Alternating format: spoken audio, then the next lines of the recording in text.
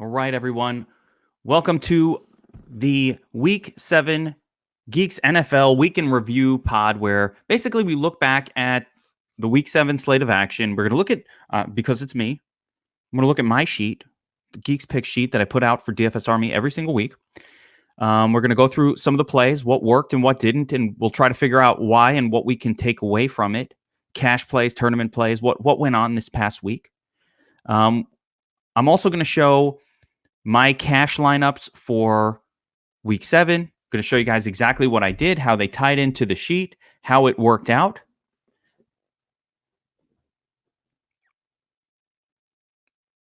And we'll talk a little bit about contest selection and really the most important reason why most people don't make money at DFS, because they don't understand how to choose contests or how to enter them, or they don't give enough of a shit to do it the right way. So that's what we're going to go over here today, just like we do every week, or I try to do every single week. Every once in a while we miss it, but we try to do every single week, go over the picks. What can we learn? And also, what can I show you? What can you take away from how I play as a profitable player to help yourself become a profitable player, which is, in the end of the day, the most important thing. We want to be a profitable player. So let's take a look here at the Geeks Pick sheet from Week 7, and we'll see what worked and what didn't. So, right off the bat, I like to look at the quarterback position here. Yeah, I love this. All right, so when you talk about what worked and what didn't, right? Kyler Murray was a massive dud this week, right? Now, everybody was on him, and he was going to be high owned. So why did Kevin warn us? Why did Geek warn us away from this guy? Well, this was more luck than a great call here. I just didn't like the price point. The issue for me here with Kyler Murray was with Deshaun Watson and Lamar Jackson, 6,800, 7K. Kyler Murray just doesn't have the same paths to a successful game as what someone like Lamar Jackson does. Lamar Jackson has a massively high floor. Deshaun Watson has a higher floor because he can pass and he can run. Lamar Jackson does more with his legs than Kyler Murray. And again, I just didn't like the road environment for Murray. So hopefully we got you off of that play, which was a massive dud. And I think killed a lot of cash lineups this week. We'll look through cash games to see how owned Murray was. Now, Russell Wilson, liked him a lot in a stacked game approach. Wilson did not wind up with a great day, just very mediocre or subpar. I think that helped overall for people who got burned with the Matt Ryan disaster. Now, what happened with Matt Ryan? I don't fucking know. I think the fact that the Falcons suck and they just lose every week, it seemed to have caught up with them. I also think that the Rams defense is a little bit better than maybe what we suspected, especially now that they've gotten rid of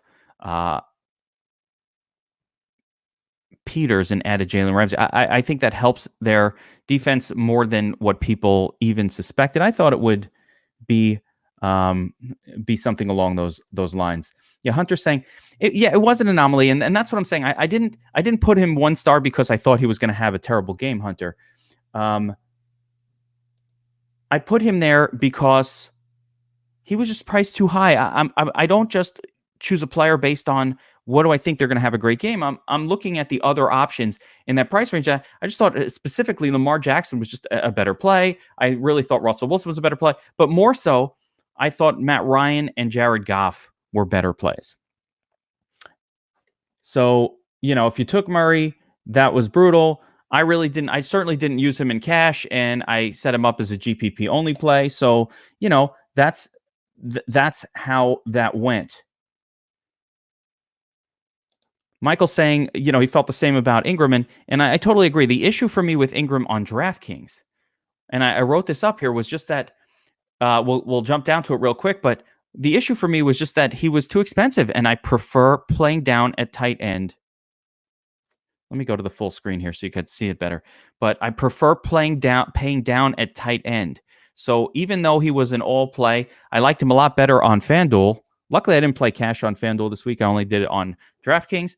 but I prefer to pay down because when you pay up at a position and they don't perform, then you're fucked. You're fucked in every category. So 6,500 was a lot when you could get Hooper at 53 or Waller, who we loved, at 4,700. He went nuts. Hunter Henry was a great play at 4K. So all of these plays were better. Waller, the fake DVP number that never really comes true. So that was that. But let's continue down the quarterback position just a little bit here. Josh Allen did mediocre, as I suspected. Again, another high-owned play that we kind of stayed away from a little bit this week. Now, unfortunately, we needed to be a little bit more on some of these tournament plays, but Jacoby Brissett was a millionaire maker for some people, so I hope you guys followed that. Gardner Minshew had a very strong game for his price at 5,400. Matthew Stafford crushed. He was my latest addition, 0.29%. I said here in the notes that I like Galladay and MJJ, so why not stack them with their super cheap quarterback?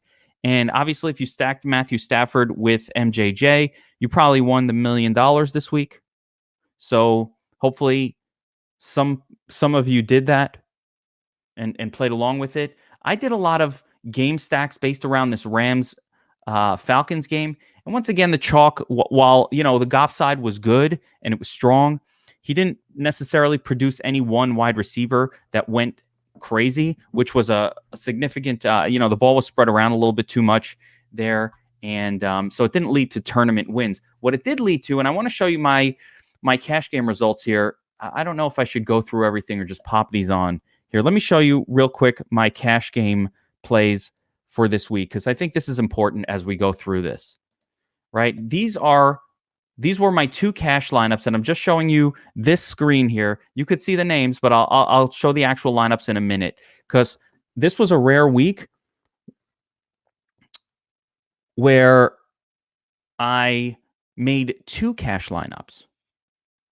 It's not something I normally like to do, but I made two cash lineups, as you can see here. One was with Jared Goff, and the other one was with Matt Ryan. I loved them both. I couldn't decide. There was a few different approaches I wanted to use. There's a couple of other differences here. In the flex, in one I used, and this is a big reason why I did too. In one I used Latavius Murray in the flex, and in the other one I used Jacobs in the flex, and I loved them both. I didn't know. Now, there are some consistency across both of these as well, as you'll see, because I stick with my core as much as I possibly can. So Dalvin Cook and Leonard Fournette. I wanted to put Cook. That was the other problem. So in order to get Cook in this one, which I liked a little bit better, I had to forego Cooper Kupp. So I wanted to do a Cooper Kupp version, and that's really where the second iteration came from. But in the main one, I used that's where most of my entry fees were concentrated, or a little bit more. I used Cook, Fournette, Jacobs as my running back trio. At wide receiver, I had Boyd, Brown, and T.Y. Hilton. With Hooper at tight end and the cheapest defense on the board, Dolphins D. I knew they were going to be shit, but it didn't matter because I was accepting a 0 from the defense when I created the lineup. I don't mind if it's 1,500 taking the 0. I did like defenses that did much better. I like the Colts, for example, for 2K. I just couldn't get there. Now, in the second version, I wanted to use Cooper Kupp. So in this one, I actually had this idea that if I play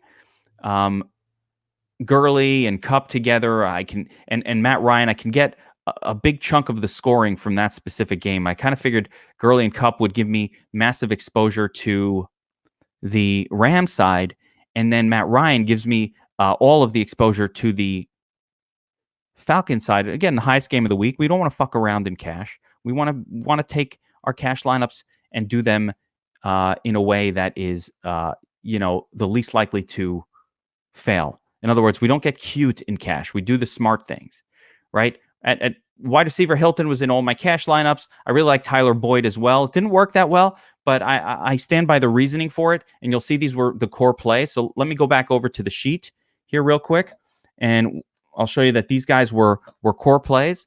Most of these guys were my core cash plays. They're written out. You've got Dalvin Cook here as a core play. Hopefully everybody used him. Hopefully everybody used him. David Johnson, obviously, last minute news. It was pretty crazy. So, do with that what you will. Leonard Fournette, another core play. I liked Chris Carson a little bit, but if you read the notes, there was a warning in here. Not a great matchup on paper. Volume has been great, so I didn't love it. I liked it. And um, later on, I got onto Todd Gurley instead. I thought for a little bit cheaper in the higher scoring potential environment.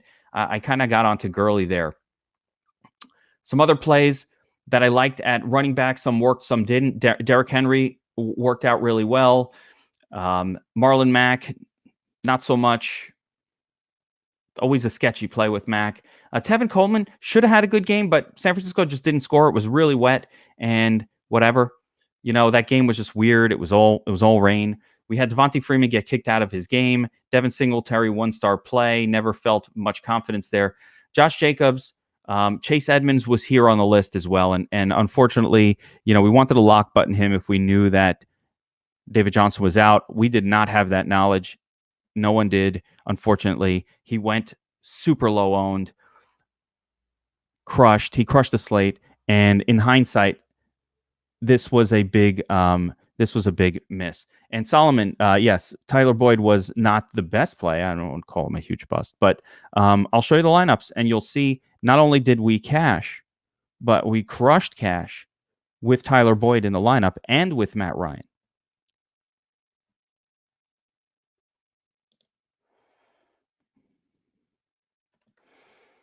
So, going through the wide receiver position, again, just on the sheet, Julio Jones didn't do a whole lot. DeAndre Hopkins did.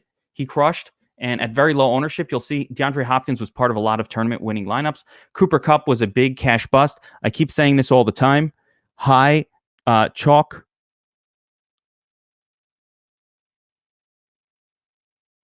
Chalk wide receivers are always going to be dangerous. And this was another example. The minute the wide receiver position, we talked about it on every podcast this past week, on the Wolfpack with John Statsational. On the Players Club pod, I talked about this.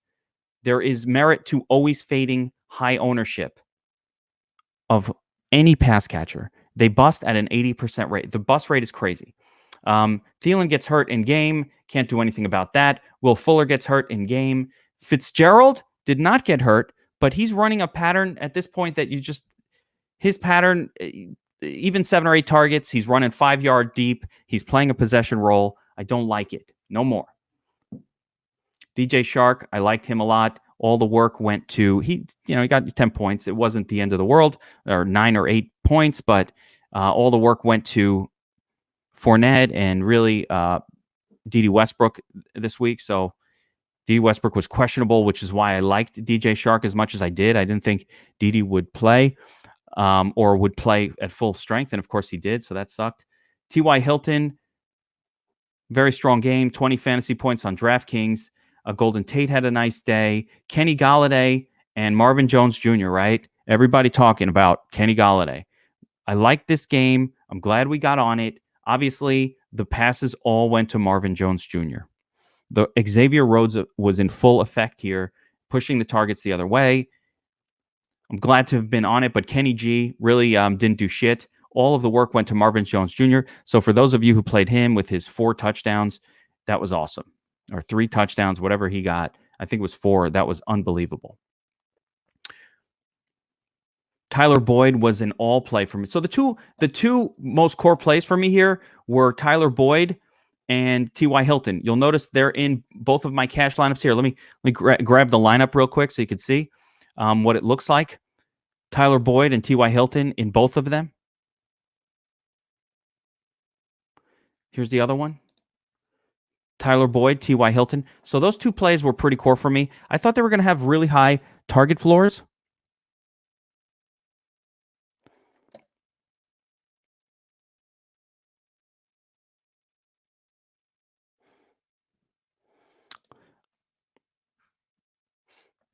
Paying up for wide receiver is dangerous, Sohail. I mean, I don't know how to say it every single time. All I can do is say it over and over again. Now, you thought Kupp seemed like a safe bet, but fucking shit happened there too. Seemed like a safe bet though. He's 50% owned, so he didn't harm you. Part of what I like to look at in my cash games is how high owned are people in these double ups. That tells you when you're on the right people or not.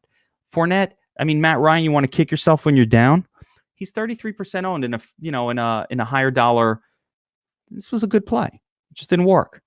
Fournette 85%. You're on the right guys. You want to be on the high chalk with a couple of spots where you go a little bit different in cash games. That's where you want to be. Look at, let's just scroll through some of these people. You could see who was high owned. Cooper Kupp, T.Y. Hilton, Jacobs, they're showing up everywhere. That means you are on the right people. Like this guy played Bills defense. You had to pay up and really sacrifice. It worked out, but this is not a person who's going to be good at cash games, right? Like this guy, look for him.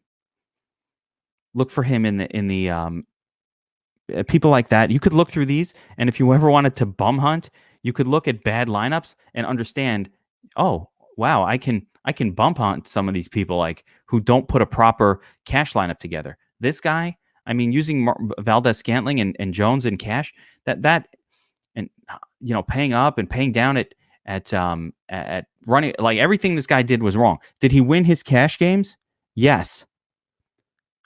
But if you're this person, you're going to lose your cash games most of the time. So, and the same note, when you guys are judging yourselves based on did you win this week, that's not a great way to judge yourself. Sometimes weird shit happens. Like I said, sometimes Matt Ryan does what he did, which is he did shit. Now, did I still cash with it? Yes, but it took a couple other things going really right for that to happen.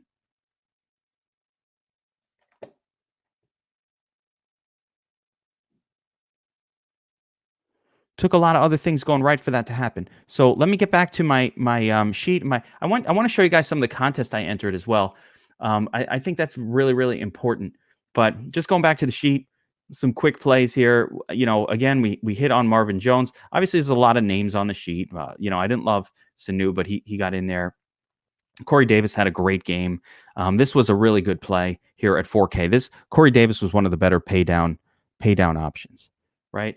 Going over to tight end, you see the standard group that I said to everybody to get on: Henry, Waller, Andrews, and Hooper, and Evan Ingram. So Evan Ingram failed. Hooper salvaged the day.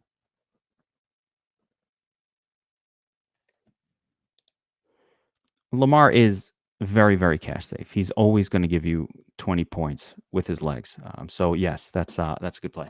Darren Waller was the key play of the slate. He went nuts. I think Hunter Henry had a decent game as well. I wish I could find him. I'm going to try to find him here. I thought he had 15 points. Yeah. Barely missed the 100-yard bonus. So Hunter Henry looked great. We loved him in cash. Great pay down option. Opened up some other things for you. 15.7 is spectacular. Like this guy played Duke Williams in cash. He did well. This was a bad play. I mean, this sounds like he had maybe like a Lazard in there and wanted to pivot off. But, Murray, solid. So a lot of good stuff going on here. But Hunter Henry, most of the tight ends worked. The only one that really didn't, Kittle and Evan Ingram. And they were the pay up options. Like, who fuck's paying up at tight end?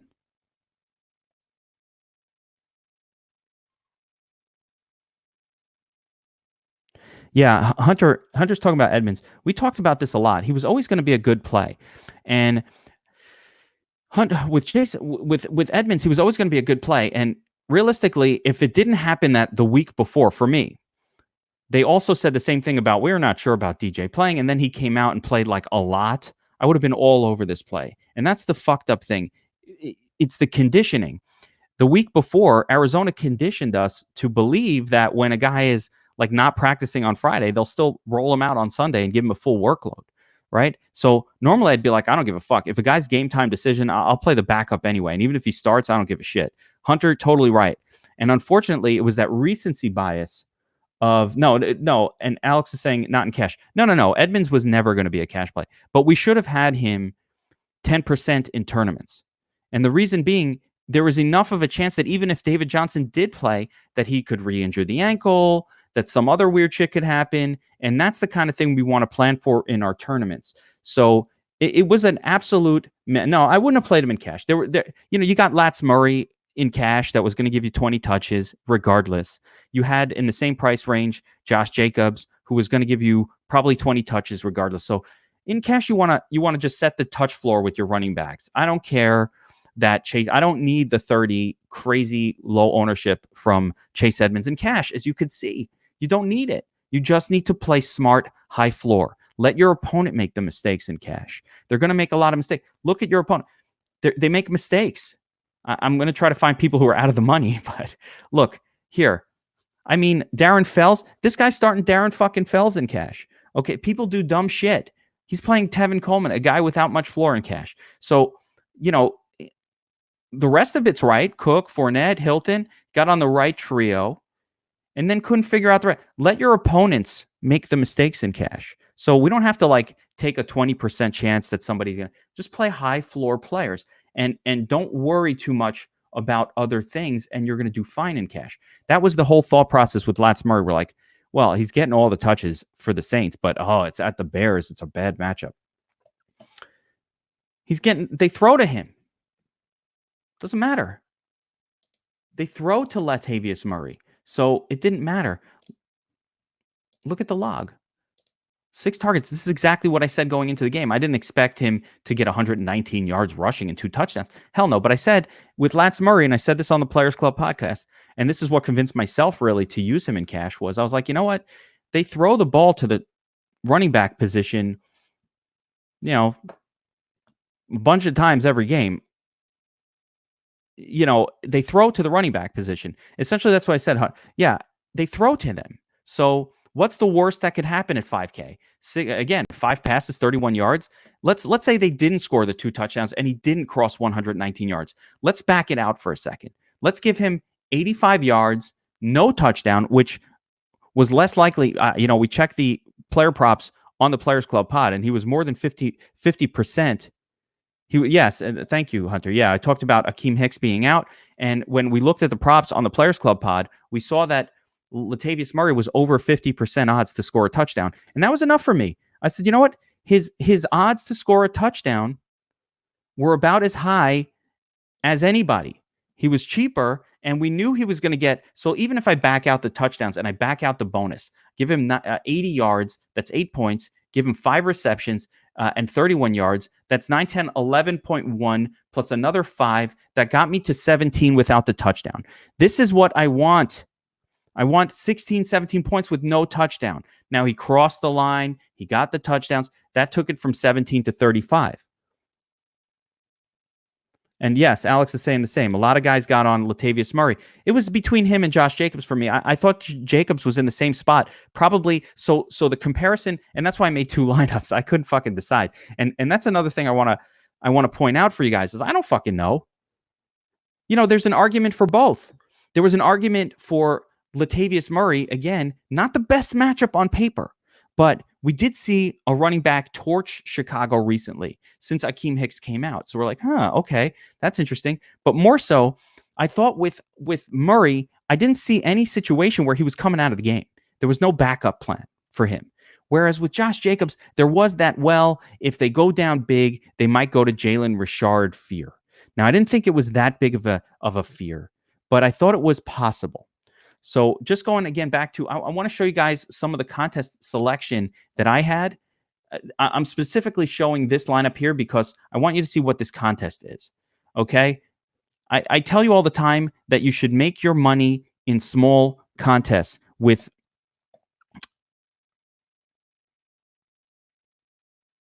Yeah, that's right. Keg had him in a 5-star cash play. If you looked at Keg's cash sheet, it literally says, and I'll show it. It says, don't think twice, just load up on this guy. And I looked at that too, and I'm like, all right, Keg loves him, so I'm gonna get down with that too. But I want to show you guys this entry and some others that I did in cash games because it's important. So not only do I do, and it's difficult the day after to show all of the entries. I'm trying to here, and I'm showing you this main screen, right? You can see the totals from the lineup right here. Okay, let me go back to full screen. You could see the totals. 674 entered, mostly head-to-heads, a lot of double-ups, but then I also do small tournament play. Now, everybody misconstrues when I say small tournament play what that means. That doesn't mean a 5,000 entrant contest, guys. Stop it. Stop looking at the totals. I'm talking about a 200 entrant contest, a 150 entrant contest, a 75 entrant contest. That is where you make your money in daily fantasy sports. You don't make your money playing in 100,000, 50,000, 20,000 entrant. You got to be perfect in those. And you certainly throwing your cash lineup in them isn't going to get you there. You're not going to win it. So what are you hoping to do? Double your money? Put in a fucking double up at that point. Okay? Doubling your money feels fucking great. So the better lineup of the two, and this one I just had not enough cash games because 560 turned into about 900, so not a full double, and that's because this 146 wasn't quite enough to, even when it hit the cash line in GPPs, which it did, those were only 1.5x cashes, and that's the difference. I'll show you some of them. Here, this one, when it hit the cash line in GPP, also doubled up, so it was able to fully double the entry amount, and I took some shots in some tournaments where I had a chance to make even bigger money. So let me show you some of those right here. Like right here in this tournament right here, where did I wind up?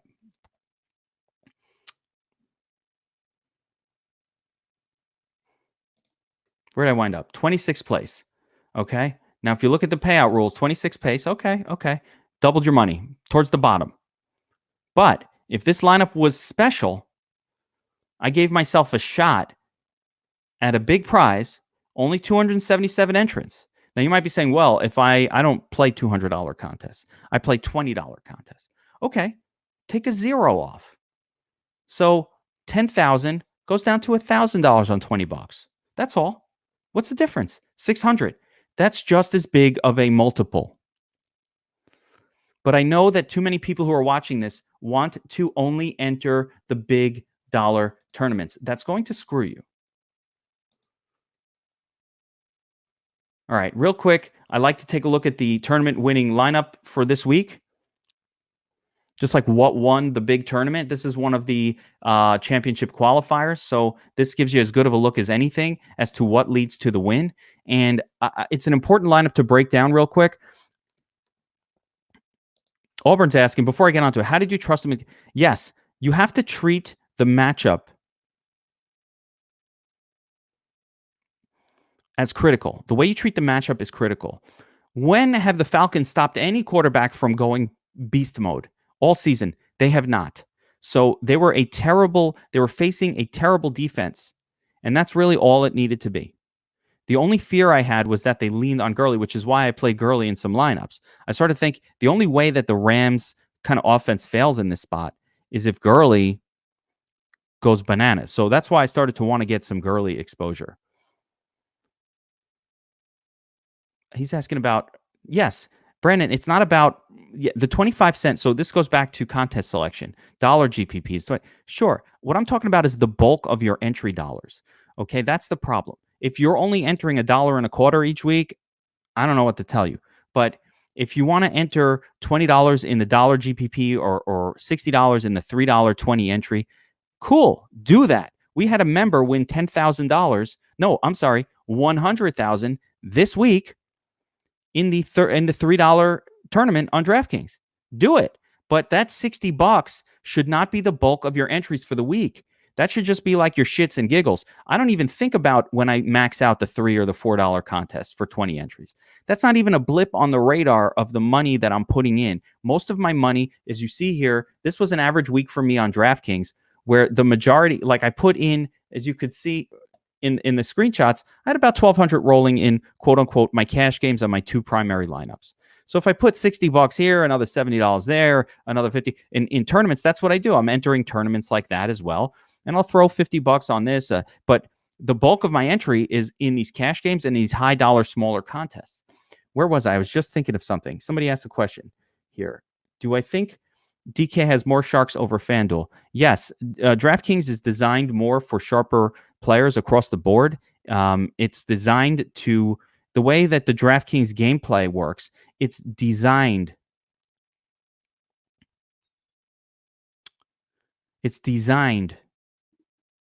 for sharper players, DraftKings. FanDuel is specifically and purposefully, people don't know this, designed for more amateur players.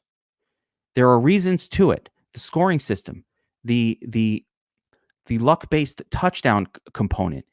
But if you really want to get away from sharks, you should be playing on Fantasy Draft and Super Draft. Fantasy Draft has no rake. The fuck do you not play there? And Super Draft has no sharks at all. Super Draft is the best because it really changes up the entire approach to DFS and levels the field. Our guys are killing Super Draft every single day. I mean, it's unbelievable. So, if you're a DFS Army subscriber and you're watching this, just, get into Super Draft. Use the code ARMY. You get $10 free. Superdraft.io. And we have projections for it. We're going to destroy Super Draft. I think my only fear is we have so many DFS Army subs in there that, it's going to be hard to win at NBA because we're only looking at the same info. Hunter sent me stuff through Slack, but I can't jump over there mid live stream, my man. I just not able to. But here, Joe. So let's look at this lineup.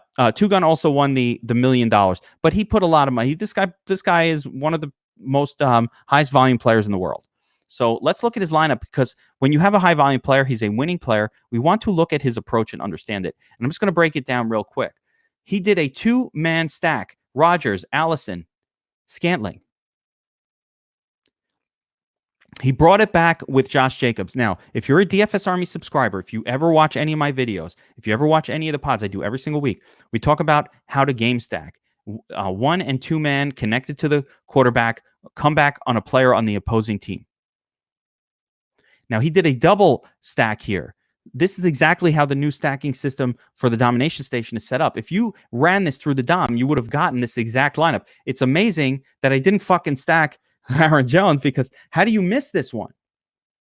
Right? So this was a literal new stacking system setup. Aaron Rodgers, Allison, Valdez-Scantling, with a 2-man comeback, Waller and Josh Jacobs, the only 2 pieces for Oakland that we were interested in. Fill it in with a couple of core pieces. Dalvin Cook, core play. Lats Murray, core play. DeAndre Hopkins, stud wide receiver, fine. And that's it. Guys, right now, if I go to the domination station, let me show you how to create this. All right, let's see if this is still alive. Oh, man, I hope we didn't erase it yet. We didn't. Check this out. This is a bonus footage, guys. Check this out. Watch me do this right live here in front of you. I haven't even tried this. So you're going to now see something happen live, and it's going to blow your fucking mind. Here's how we recreate that lineup in a second. Let me just refresh settings. Let me clear everything out. I hope this is still working. I'm going to try to show you how this would be recreated very easily. So again, let's just do our thing that we have to do to enable this. We're going to go, let's make 10 lineups. Now, stacking. We're going to do an Aaron Jones and an Aaron Rodgers game stack, okay? I wouldn't be shocked.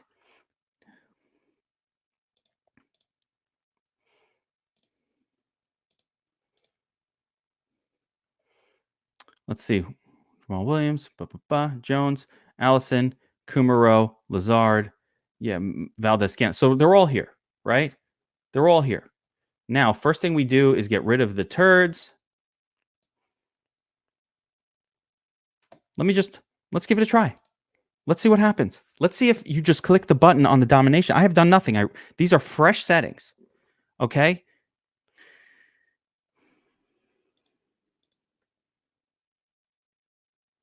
%, Valdez-Scantling, Rodgers stacks. 100% Waller. Guys, this is with nothing set. Okay, I didn't change a thing. I just hit refresh projections. 100% Josh Jacobs. Now, who are we missing? We got too much Williams and Jones. Got 20% Dalvin Cook. Would it shock me? Now, a quick change. So we have 100% Waller already. 100%. Whatever. Bills defense, Giants, Bears defense did great. We got some good defenses in here. Waller, 100%. Now, this gave us all Valdez Scantling. Okay, whatever. T.Y. Hilton's in there. John Brown's in there. Good plays. Josh Jacobs, 100%. Leonard Fournette, of course. Now, this gave us a lot of Jamal Williams. If I saw this and he's a 1.9% guy, the first thing I would do is say, you know what? I don't want that. So I would set a limit of him of, let's say, 20%. And I'd probably set a limit on Aaron Jones as well of 20%. And the reason I'm doing that is because I don't want to load up on running backs with a quarterback. I'll take some, but not load up. So again, even just clicking this button, I enabled Larry. Larry's asking what I enabled. I enabled the new NFL stacking approach, and just set up a 2-player Aaron Rodgers stack with no less than 1 or 2 players of the opposing team. When we do that and use the correlation boost, it's always going to put 2 players in. And since Jacobs and Waller, who were in the nuts perfect lineup, are right here, they're going to pop in there, right? Now, another important thing that I did here, and I want you guys to take note, who use the domination station, is I turned off secondary stack. Why did I do that? Again, secondary stacks are only really for lineups for me that are like 1 or 2 players, 1 or 2 player stacks. So I don't use them if I'm doing a game stack and allowing 2 players. I might, I turn that off. That's something you turn off when you're doing a game stack with a bunch of players, because you don't want to squeeze your lineup to that extent. So I only use this if I do a 1-man stack or an Aaron Rodgers with 2, but not a game stack, or a Aaron Rodgers 1 player from his team, 1 player from the opponent. I'll leave a secondary on, but I don't do it. I don't leave the secondary on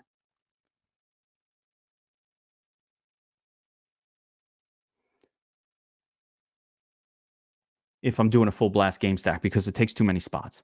So again, I just set some limits, and let's see where that goes. Now, you might say, well, Kevin, you said Dalvin Cook was one of your core plays, which he was. Now, so I'm going to look and say, Fournette, here you go. Got a little more Dalvin Cook this time. What did I forget to do? Yeah, this is part of the deal. But I probably forgot to limit, wide receiver and tight end in the flex. But it doesn't matter. I'm getting a little bit of Cook. I'm getting my core players. Now, if I raise up someone like Murray, we'd get a little more of him as well. But even right here, see, Scantling, getting a nice mix of the core players. Waller, couple shares of Jimmy Graham. Again, Jimmy Graham actually probably did okay, but that's not somebody I would want a ton of. So again, I'm going to limit him to 20%. The issue here is there's not that many other players. You'd have to almost raise up. And Allison wasn't the reason that this lineup won anyway. I think there was another player from I think it was Kumaro, who actually had the better game. But it doesn't matter. The point is I'm getting Rodgers, Scantling, Jacobs, and Waller all over the place. And it would have been hard not to crush tournaments. Yeah, he had the secondary stack with Lane, which is great. That would have even, yeah. By the way, let's turn it on and let's see if that works.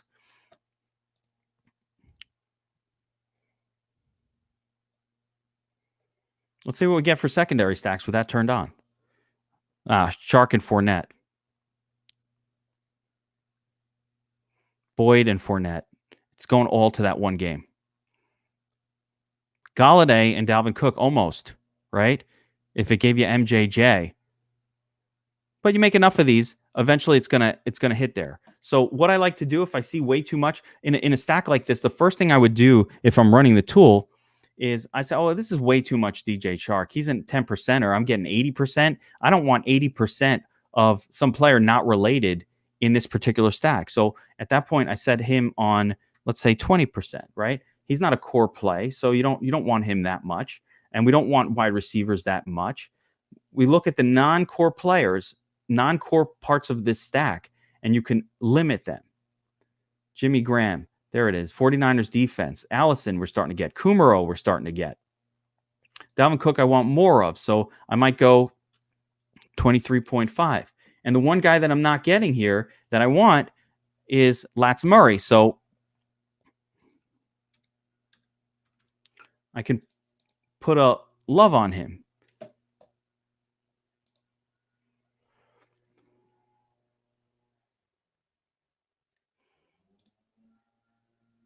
Still nothing.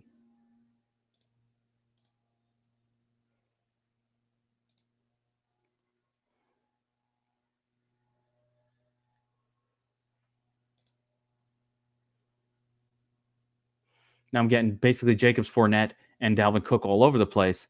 Can't even get Murray in there. But yeah, here's another one. So if you set him down to 20%, again, there's always a little bit of messing, but here what's interesting is the core that pops up just by using that stack is already spectacular and would have been winning tournaments.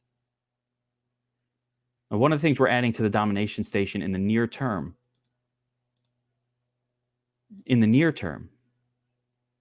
yeah, I don't know what the hell's going on there. But one thing we're adding to the domination station in the near term is an ability to go back and back test your approach.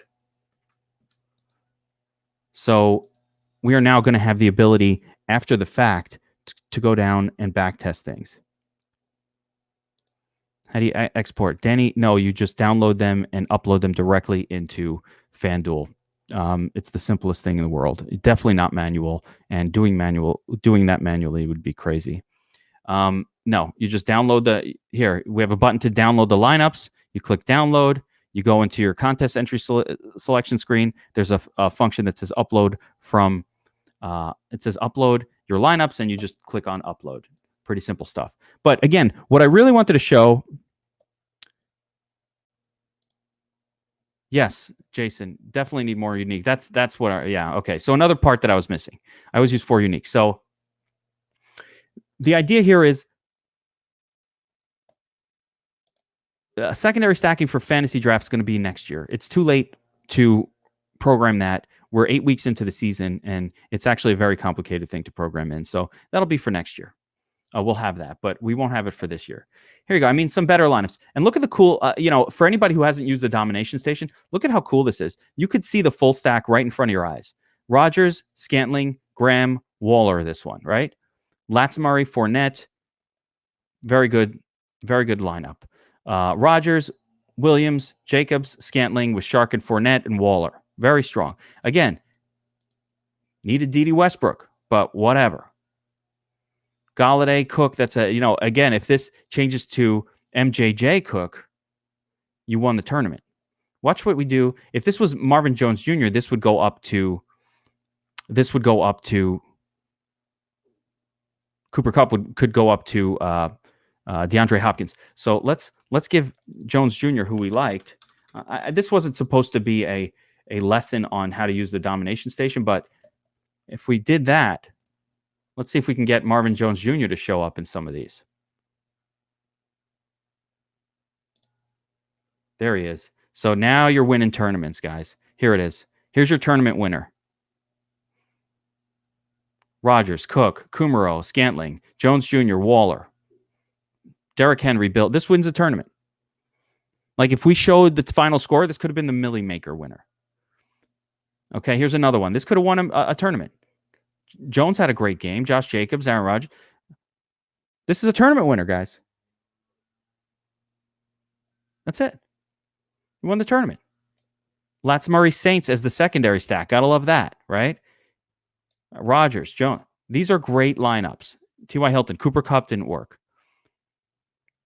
It's that simple. Everybody overcomplicates things. These are your Rodgers lineups. You're good.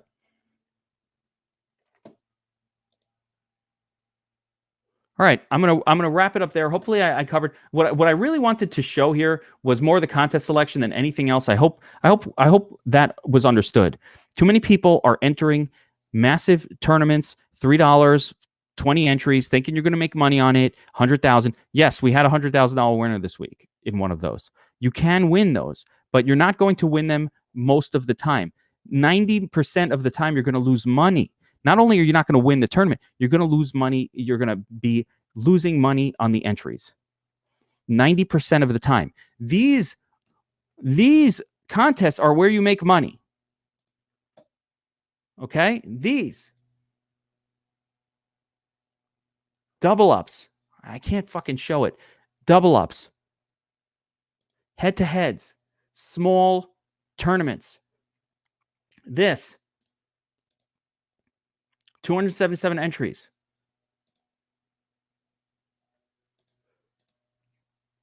Doesn't show the full detail after the fact. 277 entries. $50,000 prize pool. Doesn't matter. 10,000 to first. That's 20%. This is where you make money. You can win it. It's not that hard to beat out 277 other people. It's hard, but it's not that hard. It's winnable. Look at what took first place in this one. I'll tell you right now, any of those Rodgers lineups takes first place. Big time. The winning lineup here had Russell Wilson. This was a big miss. This is not a perfect lineup. Had a couple of nice plays. Redskins defense, who we loved. Waller, we were all over that. Allen Robinson, good play. Hopkins, sure, why not? T.Y. Hilton.